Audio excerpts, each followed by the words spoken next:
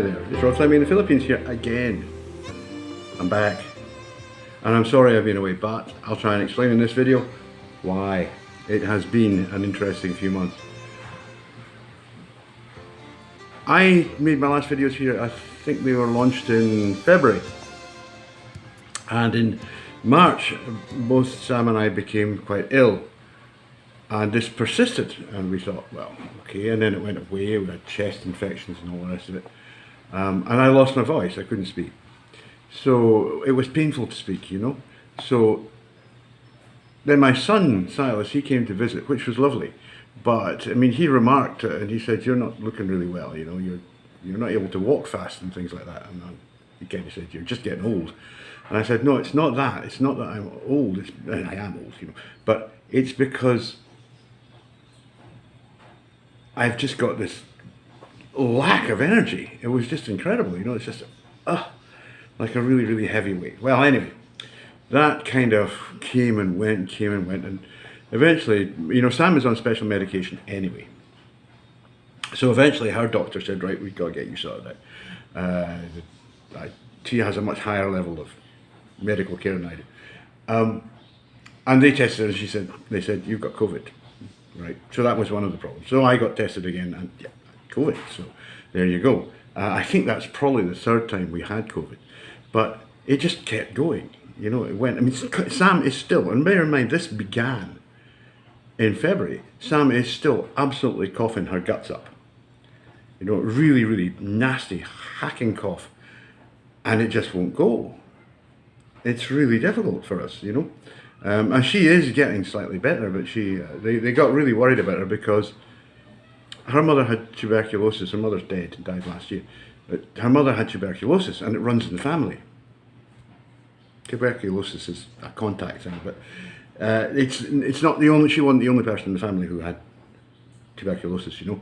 So the doctors are like, oh gosh, you know, and she's on special medication anyway.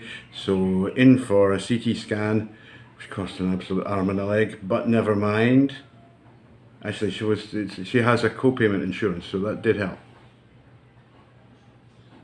Called Phil Health. Everybody should have them. If you're a Filipino, foreigners don't get them anymore. We used to be able to get them, but now it's much more difficult. Anyway, they had a scan at her and it was like, yeah, okay, you've got severe pulmonary congestion, but you don't have any lesions. There's no sign of tuberculosis. There's no sign of any kind of cancer because she's lost a hell of a lot of weight. You know, when I met Sam, she was about 37 kilos. I mean, she's under 5 foot. That's all I'm allowed to say. She's a very small person. And now I would be surprised if she was even 30 kilos. And, you know, on somebody that small, losing even 7 or 8 kilos, you know, that's really noticeable. And everybody says, what happened? And it's just, she said, I've lost my sense of taste. I can't taste anything, and I don't want to eat. You know, she certainly doesn't peck or anything else like that, and I keep encouraging her to do all the things that, you know, I gave her extra money to go buy some chocolate, try and get the weight up. And it's going to be a real struggle getting her back to, you know, a sensible weight, because she's way too thin, way undernourished at the moment. Not because there isn't food. I mean, there's plenty of food for her to eat, she just won't eat it. So that's the whole thing. Anyway, this continued for a very long time, and I started to really feel okay again about 2 weeks ago. Right? And I began to think, yeah, maybe I could start more seriously going back to work and doing some videos and stuff like that. However, something else happened at the same time. You might remember our dog Pikachu, lovely little Pikachu with the ears. You know, you remember Pikachu? Yeah, well, anyway. I guess that was early June. He died. And I mean, he died. He didn't just, it wasn't like he was sick. And it's like, oh my God, I've got the vet number, is it? You know, somebody came to visit us and said, because the dogs normally were sleeping outside in the yard, and said, that dog's dead. I went, no. You know, I'd actually given him a bath at 11 o'clock that morning, and it was like 2 o'clock, 2:30 in the afternoon.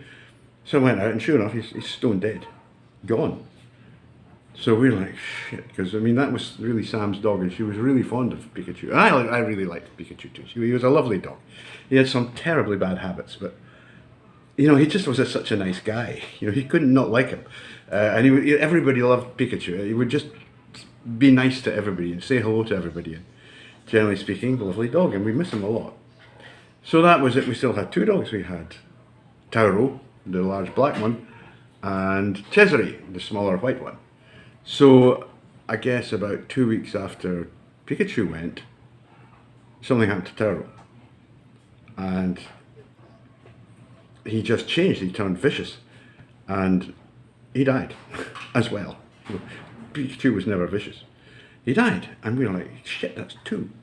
And the idea is in my head, and it won't go away, that some fucker poisoned these dogs. You know? I mean, there are bad people around here.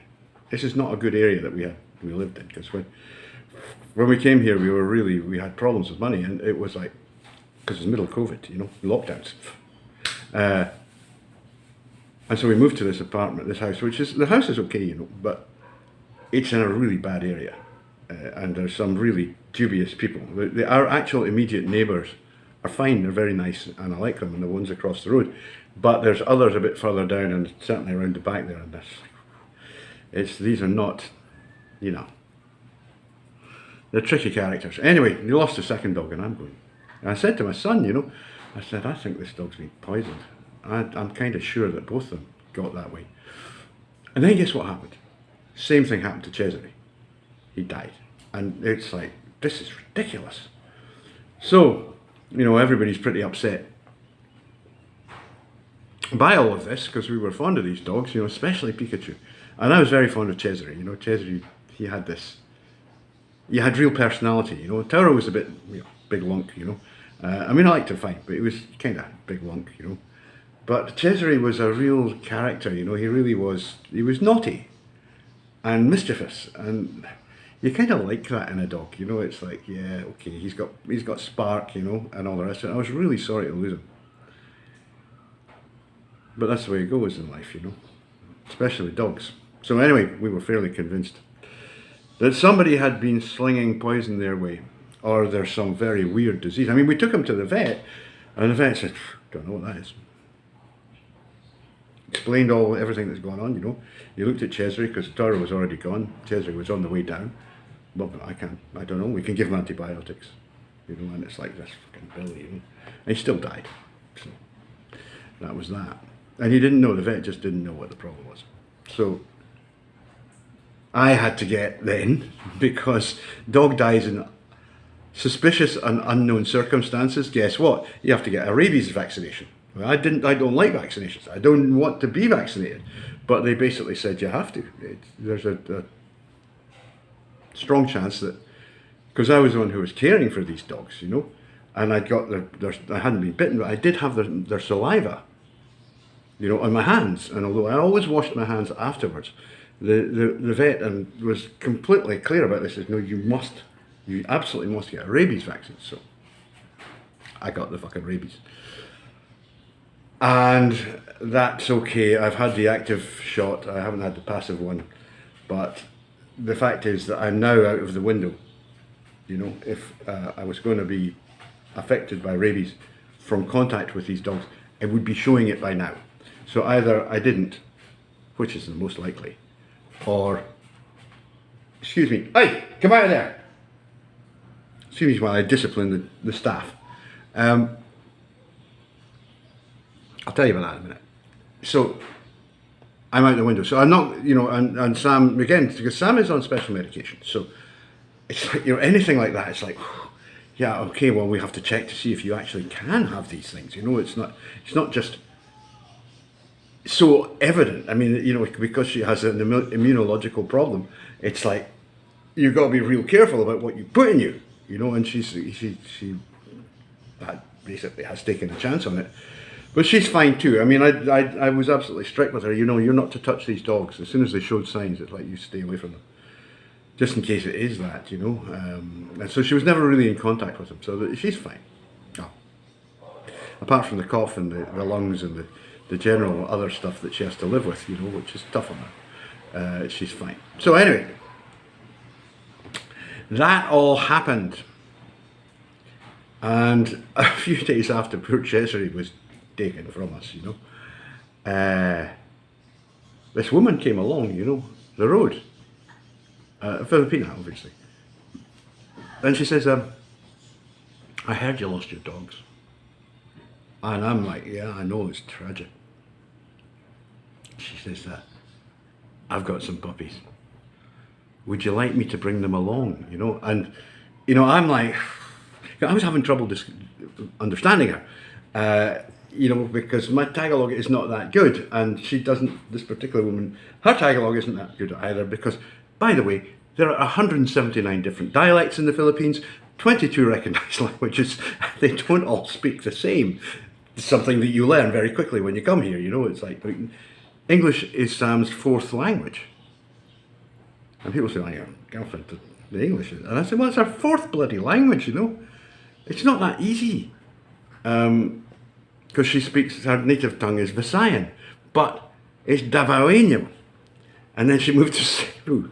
So she speaks Cebuana. And then she had to come here.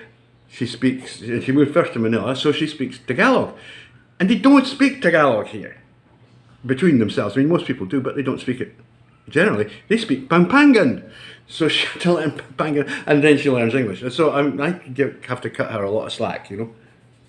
And other people should too. Anyhow, I didn't understand this woman.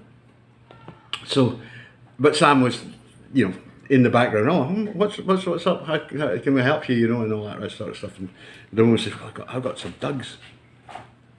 And Sam says, just in this moment of craziness, Sam says, okay, show us them, you know. So the woman disappears. And 5 minutes later, and I thought that's that, you know, she's bugging off. 5 minutes later, she comes back with three puppies, two boys and a girl. And they are about here somewhere or another. We will show you them because they're going to have their own series. And it's like, you know, if you're a dog owner, if you like dogs, that's him chewing my shoes again. If you like dogs and you lose your dog, and we've all lost dogs. All dog owners, we all do it. It all happens to us, and it always breaks your heart. So anyway, we now have 2 more puppies, and they are called Seamus and Liam. Liam was going to be called Leah, which means grey in Gaelic, but nobody here could say that, so he ended up being Liam. You just have to live with it. Actually, they're down here. Come here. Come on. Come and speak to Daddy. Come on. He's avoiding me. Come on. Come on, you little monster. Here you go. Now here's one of them. Anyway. Hello to Liam. Hello, Liam. Hello. Here's a goodbye. You're a fat little bugger, I tell you. Yeah, you're going to be a big dog, I think. Yeah, lovey-doveys and all that stuff. Yes. He's a good boy. He's a very nice little boy. But we, you know, because we had a tick outbreak, so we've been giving them lots of medication and baths and stuff like that. So anyway, that is why we were offline for so long. Really, it wasn't something that was planned or done by design, you know, it was just a... And the other thing is that this area is incredibly noisy, which we didn't realise. I mean, there's a shooting range right out there, and you can actually see it from here. And when they're in full fire, I mean, it's like World War III here. So you can't do that. You can't, you know, make videos and record audio with effectively, you know, machine gun fire going on. And it is, you know, because they use automatic weapons in there. And it's just incredible. I mean, normally I wouldn't mind, but if you try to record it, it's absolutely awful. So all these things you kind of go, I feel sick anyway, I feel really sick because I got COVID. The business with the dogs didn't help, and of course the noise. So we are currently trying to move to a new house, which will hopefully be quieter. That's you up to date. So there will be more to follow. I will be doing less on the, you know, the autogynephilia, homosexual transsexualism thing. I think really I've done that. You know, in the videos that I've already done, I honestly think that, you know, I've covered this ground fairly well. If new stuff comes up, then obviously I will cover that too. But at the moment, I think that there are more important things to talk about, and certainly I would like to talk about the Philippines generally and travelling and being in the Philippines, but also things like the catastrophic situations that are happening politically, particularly in the West, where the climate, the Great Climate Con, has really taken root. And, it's like, it's quite obvious what's happened. The governments of the West, their COVID experiment, their lockdown experiments kind of worked really well, especially in places like Canada and Australia, which are totally screwed now.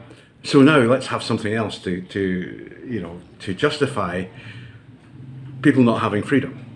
And that's what they're doing. That's what this whole climate con thing is about, Jordan Peterson said in an interview years ago, actually, he said, the private car is the greatest expression of freedom that you can imagine.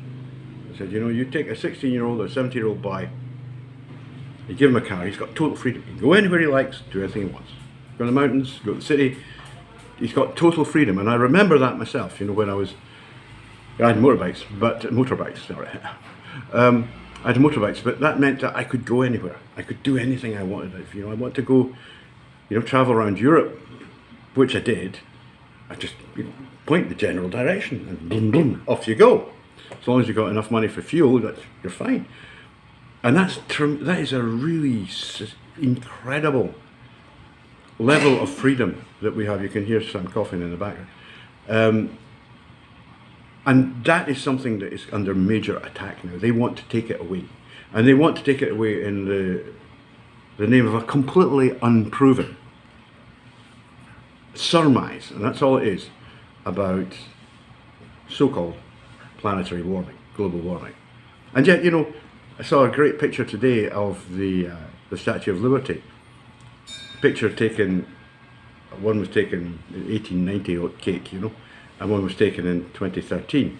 The sea level, which can be seen at the base of the statue, is exactly the same. All that stuff about sea levels rising, it's bullshit. It's absolute bull. I know that sea levels don't rise evenly. The sea is not this sort of level thing that goes across the planet, and some areas are affected more badly than others, but it's obviously the case that large parts of the planet are simply unaffected. And we know, so this tells you that somebody somewhere is lying about this. But it's such a convenient lie, because it allows government to say, we'll take your cars away. There's the problem. Your cars are the problem. We'll stop you eating meat, because cows are the problem. We'll stop you doing this, we'll stop you doing that. And what you end up with is the same agenda as has been, as Yeonmi Park, for example, who you should watch, is explaining, is in place in North Korea. You have no freedom. They decide what you eat, if you eat at all. You're lucky you catch some rats.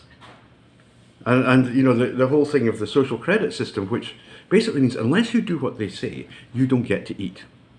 That's the bottom line of it, right? If you do things like make videos which criticize the government or the government policies on certain matters, shall we say, well, we already know what they do. I mean, I remember when COVID started, I getting messages from various organizations, who shall remain nameless, but use your imagination, saying, we'll be demonetizing any content that that negatively references the reaction to COVID. And it's like, that's not a veiled threat. That's a direct, open threat. That is, we will stop you getting money if you do these things. You behave, you play by our rules. I'm not up for that. I am not up for that. And I think that, going back to the point here, is that I've spent a lot of time covering autogynephilia. I think we know what it is. And by the way, I absolutely still do counselling one-on-one, and I will continue to do that.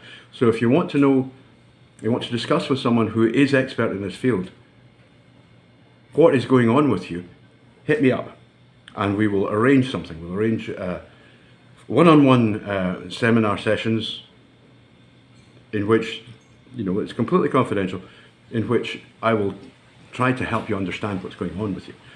But I'm not going to be doing anything like as many of the videos, because I think it's done. And everybody, every person with autogynephilia is different. All the cases are different. So, you know, having done this counselling for a couple of years now, it's like, well, I really do need to actually ask you a few questions before I can give you a sensible answer about what is going on with you and what you can do about it. So that being the case, and yes, please go to my main site, rodfleming.com, and you'll find links there to where I provide counselling services in the top bar, in the menu bar actually. It's the old-fashioned site, it's got a menu. And I will try and help you. But in the broader sense, then in the political side, then certainly, you know, yeah, we have to do something about this climate, Con. It has to stop. The whole nonsense that is being pushed right now has to stop.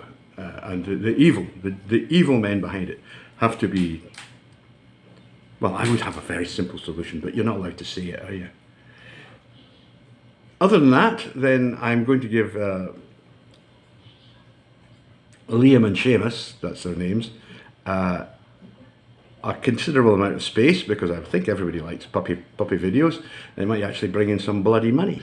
And the other one that I'm going to look at is that, in fact I've started, is on self-publishing, publishing generally. You know, whether you want to go and publish your own book or go approach a publisher, there are many things you need to know. I have published many books, and I will be bringing that information to the wider audience.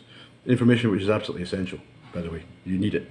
So anyway, for the meantime, I'm back. I will stay back. I'll be here. Thank you very much. Sam says thank you very much, cough cough, for being so patient, bearing with us, and still seeing, you know, patient enough to still see my videos. And I noticed that people are still doing the likes and they're still making the comments, so thank you very much indeed. I won't be on Twitter because I'm fucking dead lost, that is. You know, Elon said he'd cleaned it out, he hasn't. It's still a cesspit. But I'll be on YouTube, and I will also be on Threads, and I'll be on various other Instagram I'm on. All of these are on my website, and there is you know, one of these link tree things you can go to, and it will take you to all of the places where you will find me. How very lovely for you. Meantime, have fun.